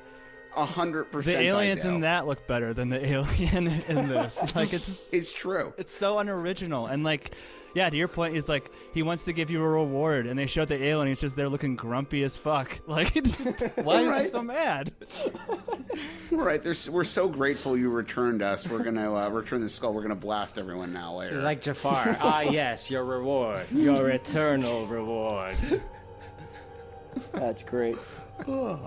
The look of the ship fucking sucks, too. Yeah, it does. And it's so, like, invoking of Close Encounters of a Third Kind, right? Like, the big ending is a spaceship flying away. But this is just gray and plain and with no detail. And you compare that to, like, the mothership and, like, Close Encounters. And it's got all these, like, wires and colors and, like, antennas and stuff. It's just so generic. Flying saucer. Very generic. That's another one. That movie's from, what, late 70s? And the ship looks better than the ship in this day. Well, the build-up to the ship in that movie is so well done, I think. Yeah. Like, the whole movie is building up to this moment. Right? I don't know if this movie was building up to this moment. You know? I don't think they knew what it was building up to. I feel like the writers or Lucas or someone at some point had the idea that, like, let's build the movie around these alien interdimensional traveler things, and then the rest of it was just like, how can we get them to there? Monkeys, vines. Yeah. There's going to be a jungle car chase and a greaser kid played by an asshole and whatever. Let's use that bad idea we scrapped from Back to the Future, because... Right? Maybe that's what it was. And the ants were supposed to be from Crusade. Maybe Lucas and Spielberg got together and said, let's just combine all the ideas that didn't get used on movies we worked on 30 years ago. Oh my god, it's literally a movie of table scraps. Right? Yeah, doesn't matter if they are coherent together at all. Just toss them in. Why not? Lucas is going to edit together table scraps from American Graffiti and then claim that's the movie he wanted to make to begin with. Like... But, like, speaking of incoherent, like, the emotions, like, here when they're, like, it's like the end of the adventure, like, before the epilogue, I guess if you'd call it that, but they're, like, Mutt is just gonna walk off into the jungle by himself. He's like, I'm out of here. See you guys. And Harrison Ford goes, why don't you stick around, Junior? And Mutt goes, I don't know. Why didn't you stick around, Dad? And Harrison Ford just, like, smiles and laughs at that. It's like, wait, what? Well, I mean, on top of which, like, you know exactly why. Your mother hid your existence. So what are you mad about? Like, gee, I'm sorry I wasn't around to help raise a kid I didn't know even existed. Like, bizarre. It's so strange. Fucking A. Yeah, I should be feeling like relief that they've made it through, maybe some awe at like the UFO ascending, and I was just like ready to like move on from this scene. I was like, okay, we made it. Also, really nitpicky thing, but I don't know if this bothered anybody else. I just couldn't help but notice like how clean everybody looked by the end. Like I think of Temple of Doom and like Indy's shirt is all ripped and he looks like he's just been through the ringer. And this, they just look like they did in the opening scene, like sitting atop the cliff watching the UFO go on. Like they look like nothing's happened to them at all. You know, that kind of thing bothers me constantly. I know this isn't a weird aside, but I'm going to bring it up anyway. I'm actually going to, in a nice-ish way, blame my mother for that, because my mom was super into Westerns and cowboy culture and read a ton of books about it and blah, blah, blah. And I can remember watching something like Tombstone with her as a kid, which we both really liked. But I can remember her pointing out that, like, look how clean everybody is. There's no way people in 1880s Arizona bathing once a month, wearing the same clothes every day, but would have been this clean. That always stuck with me, that, like, there are certain things they cut out, and now it bugs me. I see stuff like that, I'm like, damn it, yeah, absolutely. These people just trek through the jungle, and they look like they showered 20 minutes ago. But Ike looks pretty dirty in Tombstone. He does. Ike is gross. Yeah, that's right. I think to Dylan's point, though, the reason that you changed that from the original trilogy is, like I mentioned earlier, back then, Harrison Ford was a handsome young man, and now he's a feeble old man. And if you put a feeble old man in dirty clothes, he's just going to look like shit. They're trying to build up this superhero. He's got to at least have a nice costume if he's not got anything else. All right, fair. Oh my god. Well, also, Mac died. I know we kind of breezed over that, but oh, yeah. I don't know if anybody really cared when he died. Well, that's another really weird one, is like Indy spends the whole movie like being mad at him for screwing everybody over, and then it becomes apparent at the end he really has been screwing everybody over, and then Indy tries to give him the whip. Like, why are you trying to save him?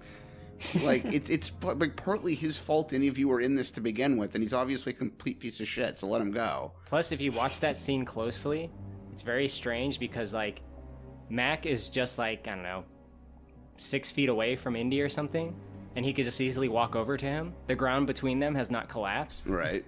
But he does the whip over to him, and he's like, grab the whip. He could just walk over. Right. Like, he doesn't need to grab the whip and, like, be pulled.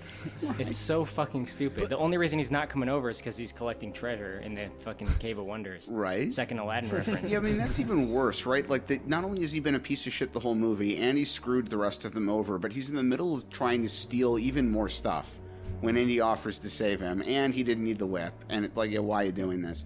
Also should have mentioned, you got to really be looking, but one of the tiles in the throne room has 3PO and R2-D2 carved into it. What? And one of the others has ET carved into it. And they've actually done that somewhere in all 4 movies. I can't remember where they were in the other 3 off the top of my head anymore, but Spielberg and Lucas found a way to hide them somewhere in each of the 3 movies. There's probably a Jar Jar in there. There's got to be. God. Oh, no. Yeah. Well, much like another podcast we've done, Fantastic Four, Rise of the Silver Surfer, this movie ends on a wedding. And it's just beautiful, isn't it? What a waste of a scene. So boring. I don't care. Like, I would have been a lot more interested in having marry Miriam 30 years ago. Or Marion. Like, Pappy, what do you think of the wedding? Good catering? The lobster's great. Yeah, beautiful ceremony. Bride looked great. Weird that Shia LaBeouf is still upset at seeing his parents kiss at this point. Like, that's the level of humor that we're dealing with as they kiss. Like, he may now kiss the bride, and Shia LaBeouf, like, grimaces at seeing his mom and dad kiss. I don't know, but nothing compares to the setup, right? The big tease. We got our next Indiana Jones. God. How does that not get you excited, Steve? Right? I mean, it's just when you make a decision like that and then you don't follow through on it, it's just so embarrassing for everyone involved. It gets talked about in every review, you know? I mean, and it always will, just like Super Mario Brothers, how they had the sequel bait at the end where they go back into the fucking whatever Blade Runner land they were in. Yeah, I mean, it's just one of those things that if it doesn't work, fuck, people are going to rip on it, man. Fucking A. I don't know. I guess I liked the subversion of Harrison Ford taking the hat back instead of Shia donning it, but I don't know. I didn't exactly love it. And also the start of it is pretty dumb to me too, with just like the wind blowing open the door and then blowing the hat over to Shia. I was like, okay, come on. Oh, boy. Fellas, any final thoughts about the movie itself before we do ratings? Three things I thought might be worth mentioning just for the sake of context. There's a rumor, have no idea if it's true or not, that M. Night Shyamalan at one point was asked to help write a draft for this as a script. That would have been horrible. I heard this. Right? Yeah. I'm glad that didn't go anywhere. I can't imagine what the twist would have been. Probably that Shia LaBeouf was Indy's son with an alien or something like that. He's an alien, for sure. Right? This movie was made on a budget of $185 million, which at least as of last year was actually still the most expensive movie Spielberg had ever directed, which is kind of crazy to think about in context, given War of the Worlds and Jurassic Park and none of the other stuff. And it's also the only Spielberg film to have ever both been nominated for and won a Razzle. Oh, the Golden Raspberry Award? Yeah, Razzie I should have said instead of Razzle, but yeah. Razzle Dazzle? Razzle Dazzle. It won a pack of Razzle Dazzle. That just brings up one point I wanted to make, which was like, I don't know if you guys looked, but the critics seem to like this movie. Like, the Rotten Tomatoes score is way higher than I would have thought. I think Roger Ebert gave it a fairly good review. I don't know what the critics saw that the audience didn't, because those two scores... Roger Ebert also didn't like the first Die Hard. Like, this is true. He's not exactly always the most trusted, but I mean, like, I just was like going on Rotten Tomatoes. I'm like, oh, this got to be 20s, 30s, 40s, and it's like 78. Wow. I was like, are you kidding me? It's certified fresh. That's crazy. That is crazy. I would have thought maybe mid or high 50s, but like, damn. I saw apologists on Letterboxd. Yeah. There's always one, man. There's always somebody out there defending Jar Jar. The only final note I had, Korey, is the janitor from Scrubs is one of the FBI agents that's harassing Indiana Jones, and it's a subplot that starts and never goes anywhere. It just kind of fades away. We never get to see the brain trust, yeah. Very strange. I noticed that as well. I was like, oh, okay, so the FBI kind of have Indy on the shit list now. What's going to happen? Nothing, or they cut it out, whatever. Right. Well, that takes us to ratings. And the way this works is on any rating scale you want, you get to rate this movie. Dylan, why don't you go first? All right, so I mean, I know I've kind of ripped on this movie. I still give it, let's see, I'll do kind of what you guys do, and I end up doing most of the time, but I got to think of a good object. I'll do 5 out of 10 CGI monkeys. That's a reasonable one to do. Damn it. 5 out of 10 sounds semi-high, but most of my ratings skew pretty high. I don't like this movie. There's a couple redeemable scenes, but basically every time the movie takes, like one step forward, takes about 8, 9, 10 steps back with something really stupid or just a story that makes no sense. That's really at the heart of this, is that the story and the lore behind the aliens, it's just not there to the same degree that there is in Raiders or Last Crusade. And when you combine that with kind of like a character that I'm supposed to be, accepting as like the new Indiana Jones and watching the relationship of this like core triangle unfold, it's just not that enjoyable with some pretty ludicrous set pieces. So 5 out of 10, yeah, I'm not a huge fan. Got it. Pappy, what about you? Yeah, the original trilogy feels like it is famously a love letter to the films that Lucas and Spielberg loved growing up. This feels like a love letter to the movies that Lucas and Spielberg made like in the 80s and not really anything else. I really firmly believe that when they got together to work on this project, their goal wasn't to tell a good Indiana Jones story, but their primary goal was to reaffirm Indiana Jones in the cultural zeitgeist and to pass the torch to another Indiana Jones and start a franchise up. And it's just really cynical and bad. And there's nothing for this movie or in this movie for me, really.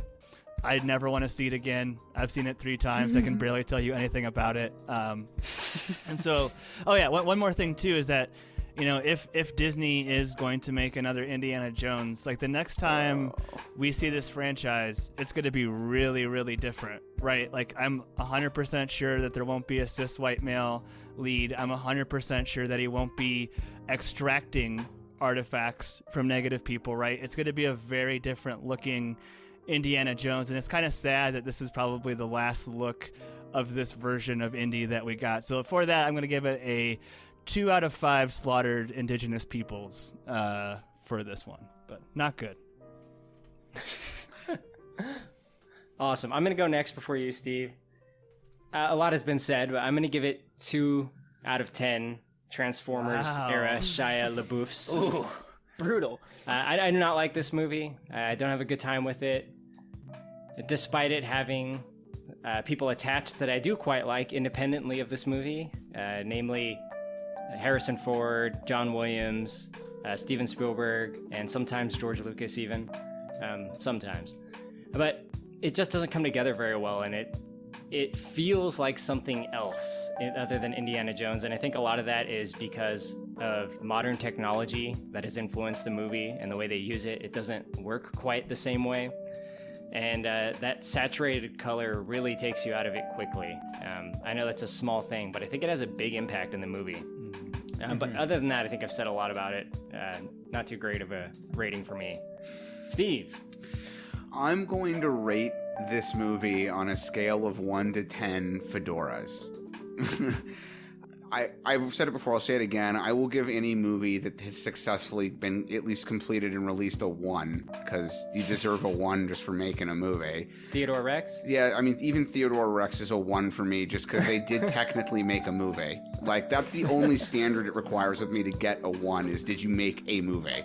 So 1 is at that end. 10 for me would be basically a perfect film, or as close to it as I think you could realistically get. Bearing that in mind, 5 would be average. I'm actually going to give this movie 5 out of 10 fedoras. It's not very good. There's a lot wrong with it. There's a lot to pick on. The script is stupid. It pales in comparison to the earlier Indiana Jones movies, and I just hate Shia LaBeouf, so anything he's in automatically loses points for me. But it's not any worse than a lot of other action movies. It is technically better than some of them. I would say it ends up being a fairly average, if mostly uninteresting effort. And like Pappy, I don't really think I'll be running back to watch it again anytime soon. But, you know, given that you have to compare it against the existence of Michael Bay movies, or Uwe Boll movies to be even worse than that, like, it's not worse than those are. So Damn, that's a good point. You know, it's not worse than most of Michael Bay's movies. On that metric, I'd say it's about average. I could videotape myself taking a poop on my iPhone, and it would be a worse movie than this. You're right, Steve. It's not the worst possible movie you can. Right? I mean, you know, come on. There's a lot out there that we would give 2 or 3s to. Like Theodore Rex is a 1. Mario Brothers was arguably worse than this. It was pretty bad. It was pretty bad. Like, I don't think our Mortal Kombat reviews are going to be much better than this. The thing is, mine will be. Here right now, mine will be. Oh, my God. The thing is, like, I just didn't have a good time watching it. So it was really hard for me to watch a movie that I don't enjoy watching and come out and give it anything above the very lower echelon of ratings. But my ratings are inconsistent anyway, so I can live with that. No, I would agree with you about that. My only retort there would be, for me, just my personal opinion, while I didn't particularly enjoy it, I didn't find myself actively disliking a lot of it. There were moments that I disliked, but a lot of it I was just like, ambivalent. So I'll give it an average score on the basis of that. I might take it down to a 4 on retrospect, but it's somewhere in that neighborhood. So, Film Dylan, as I mentioned, this is your first time on our podcast. You have a podcast of your own, CineStudy, a podcast I quite like a lot. For those listening, I recommend Princess Bride and Texas Chainsaw Massacre episodes. I found those particularly good and well thought out. Did you do the new class with McConaughey? I don't think he did. Oh, man. I did not. I kind of want to see that movie, but I also feel like it'll just put me in a lot of mental and physical pain trying to get through it. So that one is insane. I have stories about that. But Film Dylan, maybe you can tell our listeners where to find you and just expand on a little bit of what your podcast is about. Yeah, I appreciate that. So CineStudy, it's a little bit of everything. I mean, we just recently did top 10 movies of the 90s. Korey and Pappy were both on. So I think fans of this podcast would definitely enjoy hearing that. But yeah, it's a little bit of everything. Some extended breakdowns, some short reviews, some rankings. A little bit of everything, a little bit of every genre. I think, as of recording this, I plan on ranking some movies that came out last year, 2020, so that's probably the next episode on the horizon. But you can listen to CineStudy, wherever you get your podcasts. just search CineStudy. Also on Instagram is where I'm most active, CineStudy Podcast. So yeah, thank you for having me on. I had a lot of fun doing this. Awesome, and thank you so much for being here. Pappy, another man that I want to thank for being here. Boy. Maybe you can just drop a line about Spoilers, your podcast, which I am also on. Well, first of all, thank you for the invite, Korey. It's always great to come on Big Dumb Movie. You guys know me. I'm not going to plug spoilers. The only thing I'm going to plug is my debate with Steve happening soon. He's going the fuck down. We're going to see if he's an android. We're going to see if he dreams of electric sheep or whatever it is. Watch out. Pappy v. Steve coming soon to this fucking podcast feed. Be there, be square. Everyone tune in to hear an overconfident Pappy lose a debate. Also, I need someone to help me get ready for a debate. So if you're listening to this, DM Pappy. Slide on in. Debate prep. Yep. That's awesome. It's been a lot of fun reviewing this movie. More fun than it was watching it 1.5 times. So thank you guys again very much for joining me. Thank you both, and Steve. I always appreciate it when you're on. If you want to write in, you can email us, bigdumbmovie@gmail.com. Subscribe to our YouTube channel. I think that's where most people listen to us. Give us a thumbs up if you are listening to this on YouTube. But the best thing you can do for our podcast, the thing that helps us the most, more than anything else, send me money directly on PayPal. No, is give us a positive rating and written review on Apple Podcasts. There have been some that have recently come through. I forgot to screenshot them, so maybe on our next podcast I'll read them out loud. But yes, positive rating and written review. And of course, you can send suggestions. I like to take those. The money will exclusively be used to buy me fedoras and cheap swords from QVC. Fucking basement dweller Steve. That's been an episode. Thank you very much for listening. We love you. Good night.